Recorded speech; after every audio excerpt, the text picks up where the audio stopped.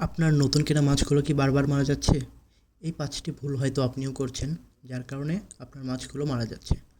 আজ থেকে এই ভুলগুলো করবেন না, তাহলে আপনার মাছগুলো আর মরবে না। ১. Nitrogen cycle. মাছ ছাড়ার আগে অন্তত ৭ দিন পানি ফিল্টার করে সাইকেল করে নিন।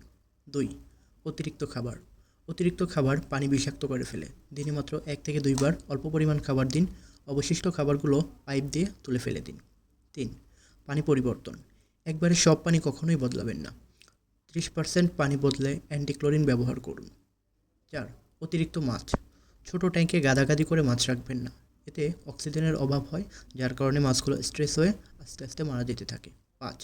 ভুল মাছের সংমিশ্রণ। আক্রমণাত্মক মাছের সাথে শান্ত মাছ রাখা বন্ধ করুন। আপনি যদি এই ৫টি বিষয় গুরুত্ব সহকারে মেনে চলতে পারেন, তাহলে আশা করা যায় আপনার অ্যাকুরিয়ামের মাছগুলো মারা যাওয়া বন্ধ হবে। এর পরবর্তী ভিডিওগুলোতে আমরা প্রত্যেকটা পয়েন্টের বিস্তারিত আলোচনা করব। সেগুলো শুনতে চাইলে এবং জানতে চাইলে আমাদের চ্যানেলটি সাবস্ক্রাইব করে পাশে থাকুন। ধন্যবাদ।